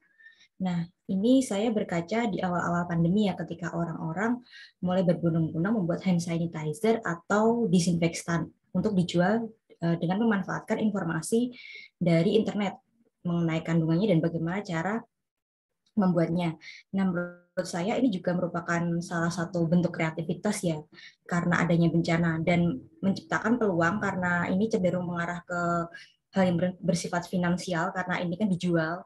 Nah, tapi kan orang-orang tersebut bukan dari orang-orang yang berlatar belakang farmasi. Nah, bagaimana sih tanggapan dari kelompok 6 mengenai bentuk dari kreativitas tersebut? Terima kasih. Baik, Teh. Terima kasih. Bagaimana kelompok 6 kita tampung dulu pertanyaannya atau mungkin langsung dijawab? Gimana, Teh Fani? Kang Anwar? Boleh. Kalau langsung dijawab boleh. Kalau pemahaman saya sendiri tentang sense of self ini adalah persepsi diri kita. Jadi mengetahui bagaimana diri kita, siapa diri kita, dan apa yang harus dilakukan sama kita. Biasanya seperti itu sih yang pemahaman saya tentang sense of self itu. Gitu. Untuk masalah pembuatan hand sanitizer yang bukan dari ahlinya, mungkin itu juga memang jadi fenomena yang sangat apa ya, untuk saat ini sangat besar ya, banyak orang-orang berbondong-bondong, tetapi mereka itu kreatif, termasuk yang kreativitas, tapi esensi dari kandungan kurang apa ya, kalau saya sih kurang setuju sih kalau dalam bidang itu sendiri, karena memang kalau pembuatan hand sanitizer sendiri memang harus ada takarannya, harus ada ilmunya juga gitu, tidak bisa mencampurkan begitu saja gitu, karena memang harus takarannya berapa, takutnya banyak juga fenomena yang misalkan dengan membuat hand sanitizer seperti itu ada yang iritasi kulit dan seperti apa gitu sih kalau menurut saya mah. Mangga kalau ada dari yang lain seperti itu, ada yang ditambahkan. Baik, Kang Anwar. Selanjutnya mungkin dari anggota kelompok 6 masih ada tambahan tentang jawaban dari pertanyaan Teh Ewas. Tadi yang mana pertanyaannya tadi yang pertama, apa yang dimaksud dengan sense of self, juga yang kedua bagaimana tanggapan kelompok mengenai sikap kreatif orang-orang yang membuat produk tapi bukan oleh ahlinya. Tadi dicontohkan pembuatan hand sanitizer yang sedang viral, yang tapi bukan ahlinya gitu. Mungkin ada tanggapan, mungkin ada tambahan jawaban dari kelompok. Izin mungkin Teh menambahkan untuk sense of self itu sendiri memang saya setuju dengan Kang Anwar bahwa itu tuh kayak bagaimana kita mengenal diri kita gitu. Jadi lebih ke diri kitanya gitu kan. Terus tanggapan saya untuk yang kreativitas kayak mengambil peluang gitu ya di sedang keadaan seperti ini. Tapi yang malah itu entah akan menguntungkan hanya satu pihak saja gitu kan dan akan merugikan orang lain. Memang sih kreatif gitu kan, tapi mungkin nggak bisa seenaknya aja juga gitu, kayak tadi kayak mencampur-campur hand sanitizer dengan yang tidak sesuai dengan takaran, nanti malah jadi jadi merugikan juga gitu kan ke orang lain. Mungkin ini juga kayak karena ini kita berbicara tentang sejarah, melihat kayak tokoh-tokoh penemuan atau ilmuwan pada masanya itu kayak kok nggak ada kelihatan gitu kayak pengen mengambil suatu keuntungan tapi merugikan orang lain gitu. Karena mungkin mereka berkarya atau melakukan hal yang kreatif itu karena memang apa ya, passion mereka memang di situ gitu. Nah, tapi memang seiring dengan tadi yang saya bilang berjalannya waktu gitu kan, keadaan akan semakin berubah gitu. Kayak gitu. Atur mohon. Boleh menambahkan Teh? Iya, mangga Teh. Sebetulnya tadi sudah terjawab oleh Kang Anwar dan Fani tadi mengenai bencana dan peluang gitu ya, apalagi mungkin tadi yang dicontohkan itu pada saat situasi pandemi ini mulai muncul gitu, orang-orang mulai menciptakan hand sanitizer, tetapi kan tadi disampaikan oleh Teh Elwas bahwa orang-orang yang membuat hand sanitizer ini bukan dari kalangan farmasi gitu ya. Betul, tadi tentu harus diperhatikan bahan-bahannya gitu ya, takarannya kan itu mereka juga menakarnya gitu. Kemudian juga karena memang dalam prosesnya mungkin gitu belum ada penelitiannya gitu, jadi sambil berjalannya waktu gitu ide itu diterima dulu gitu, hand sanitizer yang sudah dibuat itu diterima dulu, tetapi nanti kan dalam proses perjalanannya mungkin orang farmasi juga melakukan penelitian terhadap hand sanitizer yang sudah dibuat tersebut gitu. Terus kemudian juga ya contohnya mungkin di saya gitu ya ada dokter sunat misalnya gitu ya, kan dia itu spesialisnya sunat gitu ya, tetapi kenapa orang itu ketika misalkan sakit dia datang gitu ke dokter sunat ini gitu ya, misalkan sakit kepala misalnya gitu, ternyata sembuh gitu ya, misalkan begitu ya, atau mungkin di saya itu ada yang terkenal tuh bidan itu kan cenderungnya melahirkan gitu ya, tetapi orang yang sakit perut, orang yang sakit kepala dia datang ke bidan gitu ya, dan ketika datang itu obatnya cocok dan sembuh gitu. Nah ini mungkin representatif gitu ya, sejalan atau signifikan dengan yang hand sanitizer ini gitu. Dalam prosesnya kan farmasi ini melakukan penelitian gitu. Nah, nanti akan dipatenkan gitu ya. Oh, begini gitu hand sanitizer yang tepat ini. Mungkin seperti itu Teh. Terima kasih. Ya, mungkin lebih simpelnya seperti ini, mungkin kayak tadi menindaklanjuti yang Teh Rosi, mungkin kayak dokter sunat ya, mungkin kalau semua orang bisa membuat bala-bala ya, semua orang bisa membuat bala-bala, tapi beda gitu, bala-bala yang dibikin sama chef dan bala-bala yang dibikin sama kita gitu, harga jualnya juga beda, terus misalnya kadarnya juga, isinya juga mungkin beda, apakah hal yang dipakai chef itu mungkin kolnya dari mana, atau misalkan organik, atau misalkan hal yang dibikin kita asal engkolnya gitu, mungkin seperti itu tuh. Terus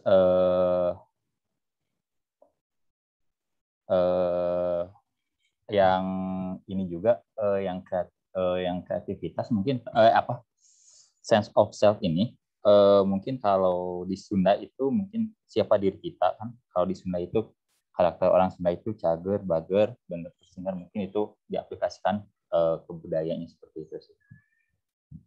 Gitu aja dari saya. Mangga.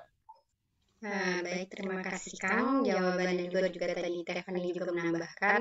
Selanjutnya mungkin ada dari forum yang ingin menambahkan jawaban dari pertanyaan Teh Elwas. Nampaknya tidak ada. Kemudian saya kembalikan kepada Teh Elwas. Apakah sudah mendapatkan gambaran yang cukup untuk jawaban dari pertanyaannya, Teh? Saya rasa cukup. Terima kasih untuk kelompok 6 atas jawabannya. Baik, selanjutnya Teh Maulidia atau mungkin Teh Astri. Ya, boleh Teh, izin saya. Enggak, Teh. Ya, terima kasih kepada Uniwida selaku moderator dan para penyaji yang telah memaparkan pembahasannya mengenai aktivitas dan sejarah. Nah, yang ingin saya tanyakan itu adalah yang pertama, bagaimana masih berkaitan dengan sense of self ya, bagaimana perkembangan sense of self itu dalam perspektif sejarah bangsa Indonesia. Apakah semua orang mengalami pembentukan sense of self atau hanya orang-orang tertentu dengan kriteria tertentu? Kemudian yang kedua adalah mengenai jejak reputasi yang telah dipaparkan tadi. Nah, bagaimana perkembangan jejak reputasi jika dilihat dari sudut pandang bangsa Indonesia, bangsa kita, gitu. Terima kasih. Baik Teh, terima kasih untuk pertanyaannya. Kelompok 6 mau dijawab dulu atau bagaimana Kang, Teh? Pak Fani atau Teh Rosi? Sebentar. Atau kita tampung dulu pertanyaan dari Teh Asri dulu. Oke, mangga. Mangga Teh.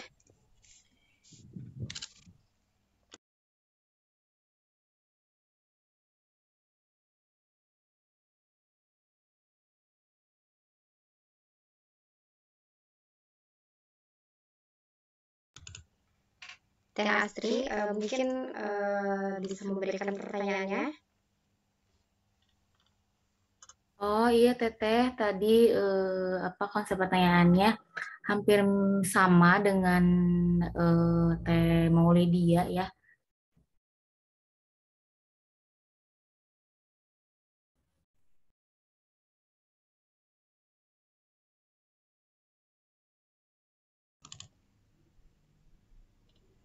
Berarti pertanyaannya yang dari Teh Maulidia dia tadi aja Teh. Iya. Ya. Baik, terima kasih Teh. Selanjutnya bagaimana kelompok 6 dari Teteh Akang ingin menjawab, dipersilahkan. Atau mungkin kita tampung satu pertanyaan lagi, saat nampaknya ada dari forum dari Kang Yosef yang ingin bertanya. Gimana Kang? Oh, sudah dipersilakan, boleh? Boleh. Ya, Assalamualaikum warahmatullahi wabarakatuh. Waalaikumsalam. Ini dalam perspektif sejarah, mengingat perkembangan kreativitas dari awal diceritakan sampai sekarang, mungkin saya ingin lebih bertanya terkait dengan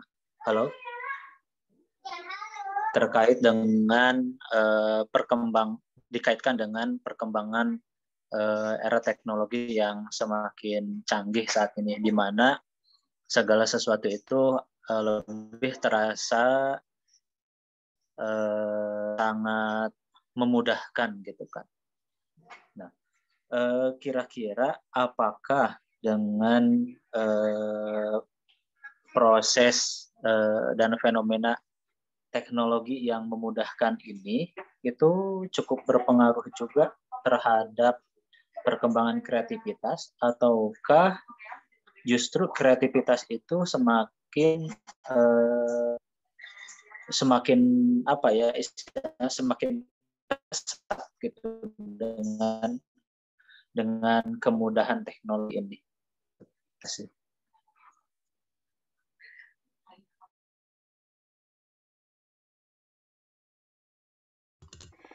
Baik Kang, izin tunggu sebentar Kang, tadi agak terputus pertanyaannya, bisa diulang Kang pertanyaannya?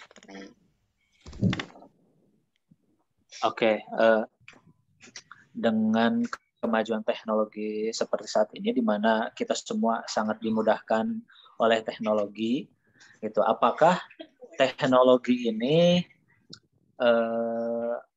menjadi semacam penghambat dari kreativitas, ataukah justru malah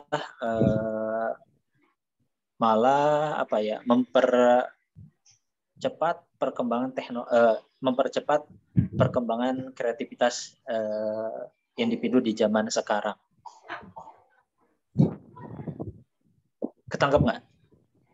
Atau suaranya putus-putus? Enggak, udah ketangkap Kang. Oke. Nah, baik dari kelompok, terima kasih Kang. Dari kelompok 6 mungkin dari 2 pertanyaan, tadi ada pertanyaan Teh Maulidia dan pertanyaan Kang Yosef, mungkin ada dulu yang bisa dijawab. Mencoba. Mangga Siapa dulu Teh? Kang Anwar dulu, nggak apa-apa.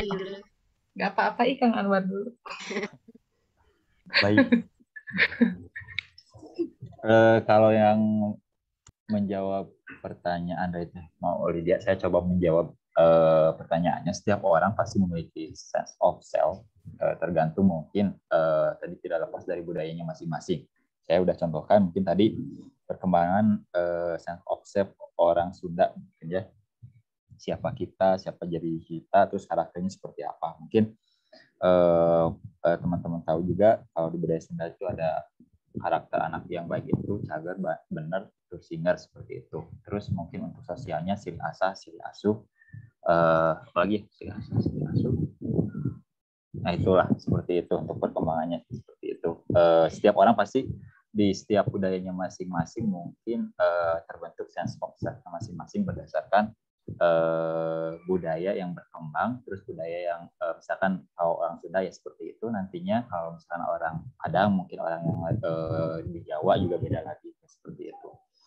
Terus kalau pertanyaan dari Kang Yusef, mungkin itu akan semakin berkembang teknologi menurut saya semakin banyak kreativitasnya gitu, semakin berkembang juga daya pikir seseorang, daya kreatif seseorang itu semakin luas gitu. Jadi mungkin tidak terbatas juga. Contohnya dengan tadi orang udah dengan Mbah Google ini kayak misalkan membuat hand sanitizer bisa searching gitu ya, dia bisa lihat di Google, tapi kan itu salah satu mempermudah juga sebagai kreativitas seperti itu.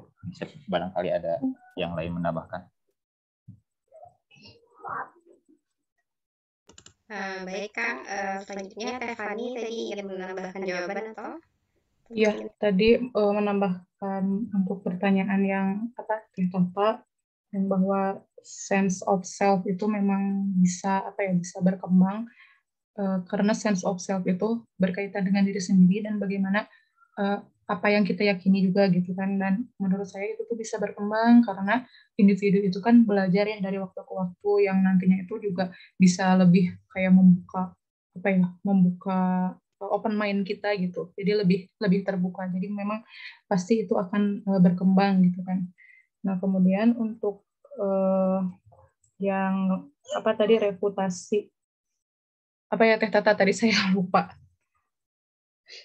Punten.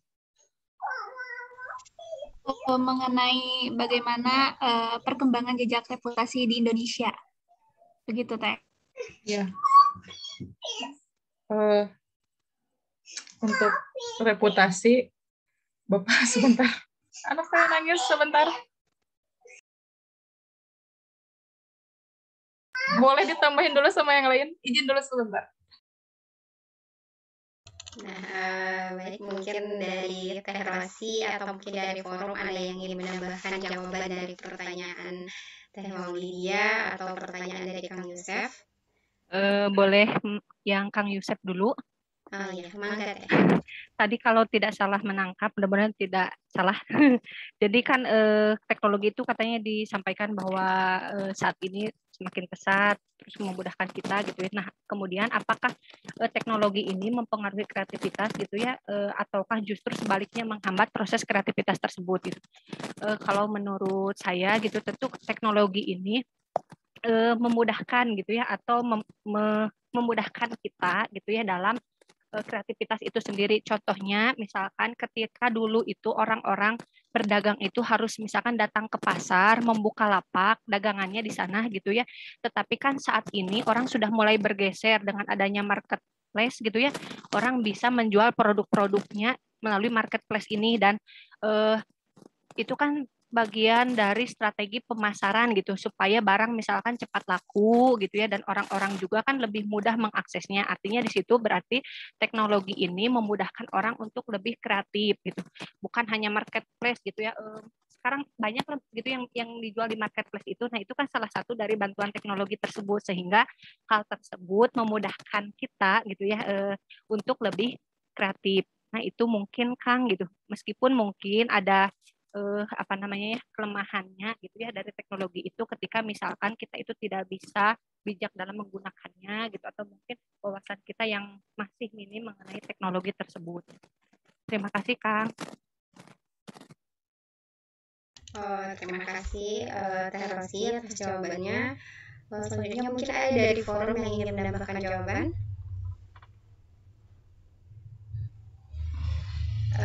Tampaknya tidak. Baiklah, saya kembalikan ke Teh Fani, masih menambahkan jawaban. Ya, maaf, ada iklan dulu. Ya, tadi nyambung lagi ya. Kedengeran nggak? Dengeran ya? Dengeran. tadi mencoba menambahkan juga untuk yang pertanyaan Kang Yusef, yang kemajuan teknologi itu menjadi penghambat atau justru malah jadi apa ya, kayak lebih mempermudah. Itu sebetulnya plus minus ya Kang ya. Ya kalau misalnya kayak negatifnya itu mungkin dengan teknologi itu kayak sekarang kita bisa lebih kayak plagiat gitu kan. Oke. Nah, negatifnya mungkin itu, jadi kita bisa main comot dari mana aja gitu kan. Kayak tadi, misalnya kayak e-commerce, kita juga sekarang bisa sembarangan gitu kan, ngambil gambar gitu di toko lain gitu.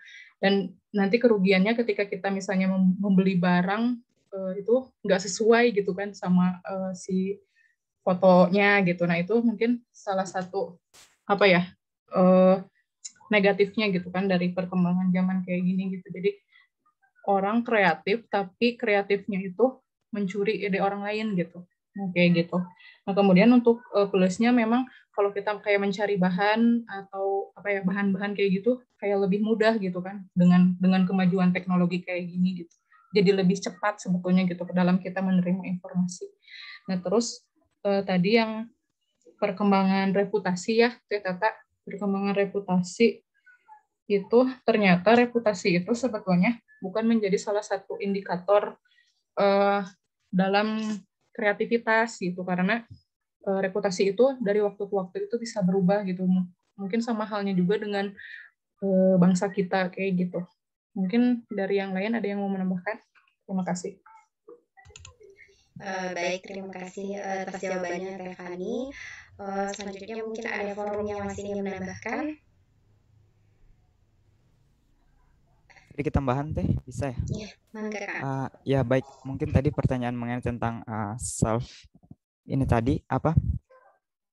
Yang pertanyaan pertama tadi dari Teh Maulidia tadi ya? Teh Maulidia.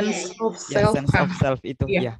Kalau sih udah benar tadi ya, memang apa yang disampaikan, sense of self itu lebih kepada bagaimana persepsi kita terhadap diri kita, bagaimana kita mengenal diri kita, tapi ada juga tambahannya terkait dengan bagaimana kita membatasi pengaruh lingkungan terhadap diri kita. Jadi ini cenderung berkaitan dengan nilai-nilai, keyakinan yang kita miliki, karena bukan hanya terhadap bagaimana kita mengenal diri, tetapi bagaimana kita membatasi diri terhadap pengaruh lingkungan.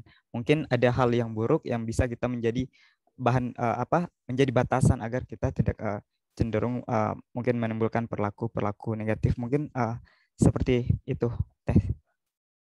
Oke Kang, terima kasih atas jawabannya. Mungkin selanjutnya kita lanjutkan ke Bapak. Mungkin melihat jam sudah jam 14.35. Mohon maaf Pak, tadi terlalu lama dalam simulasi kepada Bapak. Oke, terima kasih. Katakan. Ini kelompok 6 ya? Ya Pak, kelompok 6. Oke. Karena makalahnya saya belum terima, jadi saya belum bisa kasih komentar untuk makalahnya ya. Segera dikirim saja. Yang pertama, nih, salah di saya sebetulnya, saya keliru menginput UTS Anda yang minggu kemarin ya, sehingga memang di sistemnya belum muncul. Nah, nanti Anda cek lagi di spotnya ya untuk UTS kita di pertemuan 9 ya. Di pertemuan 9 di tab evaluasi itu ada soal UTS yang harus Anda kerjakan. Kemarin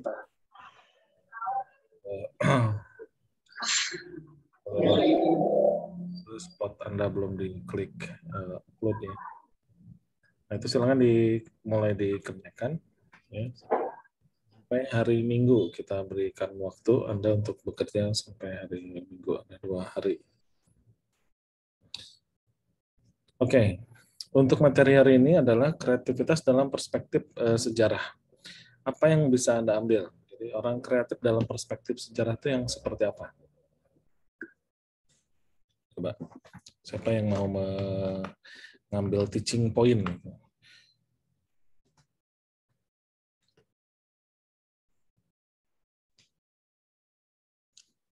Jadi kalau orang kreatif dalam perspektif sejarah itu yang seperti apa?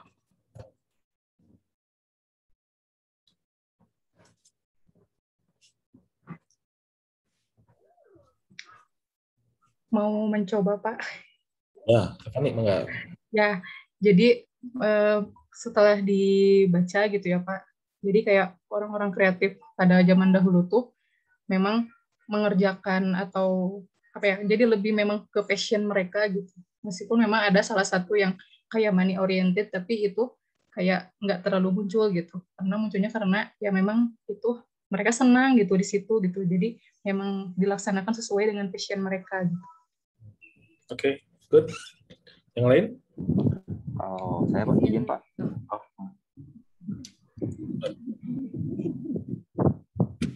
Semangat ya Silvi. Siapa? Ya, Kang Anwar silakan.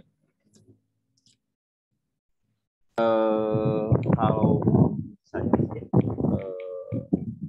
perspektif saya mereka simpel saja Pak, mencoba sesuatu yang baru saya demi memudahkan kehidupan mereka gitu. Kalau menurut saya seperti itu. Gimana? Suara angin tadi.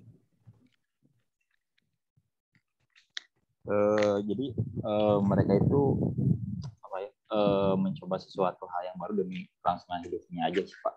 Seperti itu, kebutuhan hidupnya. Itu aja sih simpelnya Pak. Ya, sip. Yang lain? Boleh Pak? Boleh Pak. Oh. Tadi? Siapa dulu? Silvi.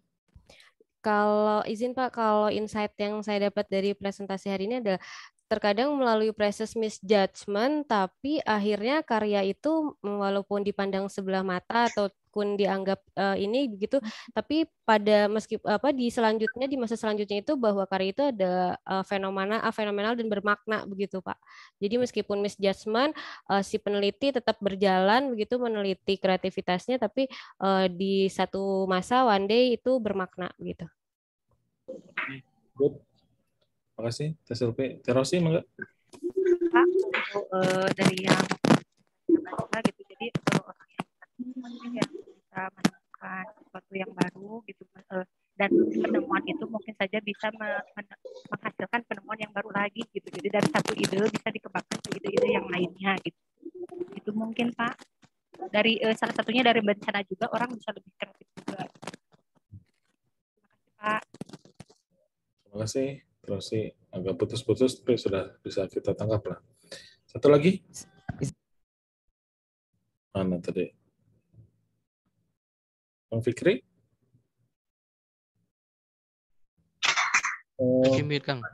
Bang Reja, ya? Ya. Bang Fikri, Pak. Masih mute tadi. Ya, maaf.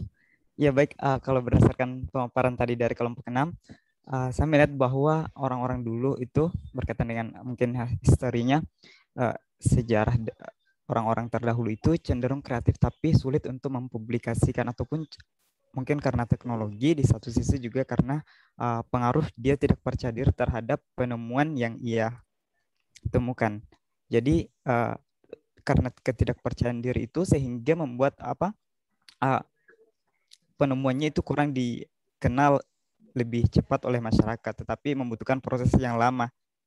Dan ternyata padahal penemuan itu memberikan kontribusi yang besar terhadap baik itu pengembangan ilmu pengetahuan maupun kemudahan daripada seluruh aktivitas manusia. Mungkin seperti itu Pak. Saya kembalikan kepada Bapak. Good. Ya, Fikri, good. Kang Yusef, mau bicara? Sudah penuh. Tadi inti poinnya hampir sama dengan Teh Rosi dan Kang Fikri, Pak. Oke.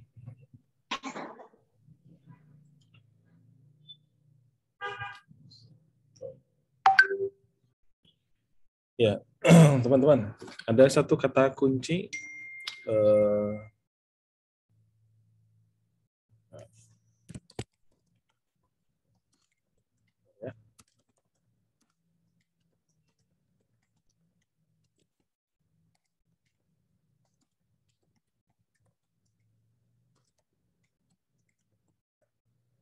ya. Dari pembahasan tadi ada satu kata kunci yang harus Anda pegang terkait dengan pengembangan kreativitas dalam perspektif sejarah. Dan kata kunci itu adalah di reputasi. Ya, reputasi. Kalau bahasa yang sekarang adalah jejak digital. Ya. Siapakah Samuel Morse ya? Penemu Rosano dan seterusnya. Ya, dia yang memang setiap hari melatih itu, setiap hari melakukan itu, ya, setiap hari berjuang untuk itu, walaupun mungkin untuk di awal-awal tidak dibayar, tapi dia komitmen untuk itu, dan tadi disebutkan ada passion dan macam-macam. Kuncinya kalau dalam perspektif sejarah itu adalah reputasi. Hati-hati dengan jejak digital Anda.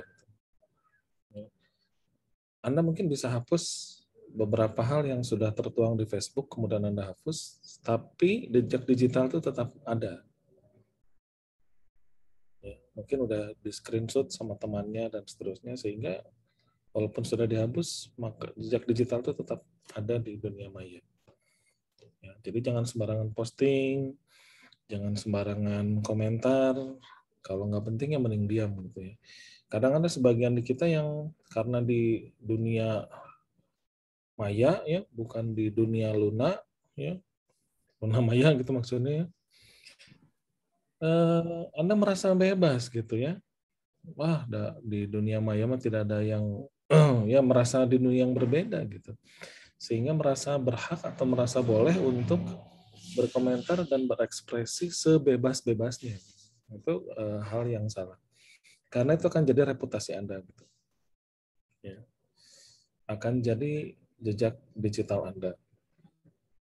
Dan sekarang perusahaan-perusahaan besar itu kan juga melihat bukan hanya CV yang tertuang dalam kertas yang Anda kirim, dalam file yang Anda kirim, tapi dia juga melihat jejak digital di dunia maya. Ya, jadi kalau sebelum menerima dosen sekarang tuh dilihat, ya, nama Anda tuh dicek betul. Gitu. Ananda Putri Oktavian ini siapa? Wah, dicek, dilihat di Facebooknya. Wah, ini sering nyinyir nggak jelas nih kayaknya, misalnya gitu ya. Itu kan ketahuan. Ya. Di Twitter suka nge-tweet yang GJ misalnya gitu ya. Ini kayaknya itu akan jadi masalah. Ya, karena jejak digital Anda penting. Nah, terkait dengan reputasi itu, ya orang kreatif dalam perspektif sejarah, ya dia yang memang membangun itu sedikit demi sedikit, perlahan demi perlahan, tapi pasti dia bergerak di bidang itu. Ya. Jadi reputasi menjadi hal yang penting untuk Anda. Ya. Sejarah itu tidak bisa dihapus, ya. Dimaafkan mungkin ya, tapi dihapus tidak. Ya, apapun yang terjadi dalam hidup Anda mungkin dimaafkan, tapi tidak dilupakan. Benar nggak? Betul, Pak. Betul. Jadi yang sudah terjadi dalam hidup Anda itu akan jadi reputasi buat Anda. Memang tidak harus dilupakan sih ya. Berolakan lah, ya. Bisa berolakan. Teman-teman, ini karena sudah lewat 5 menit, nanti mah disediakan tuh 10 menit gitu ya buat saya dan Pak Ahmad tuh deting nantinya. Maaf Pak ya. Ya bisa sharingnya agak lama gitu. Soalnya setelah ini saya ada kelas lagi, jadi saya nggak bisa ngambil banyak kelas juga untuk. Oke teman-teman, selamat berweekend walaupun dengan tugas UTS. Betul-betul kesalahan saya. Nggak ada yang ngingetin lagi. Biasanya Yusuf sok rada rewel, Yusuf. Pak, belum dikirim, Pak. Gitu. Atau seperti ini. Ini nggak ada. Saya tadinya barangkali proposal, Pak, yang jadi UTS proposal, itu. Pak. Itu. Nah, itu, Pak. Betul, Pak. Itu, Pak. Pak Ahmad pengen ada ujian kognitifnya juga. Ya. Banyak juga, cuma 6 soal. Sambil bertugas selesai. Terima kasih teman-teman. Selamat berakhir kita. Iya, Pak. Terima kasih. Terima kasih. Alhamdulillah. Dan kalau mau biar kita sudah astagfirullah. Mana kalau mau biar tersadar atau astagfirullah wa atubu ilaih. kasih Pak. Terima kasih Pak. Terima kasih, Pak. Terima kasih Pak. Terima kasih, Pak.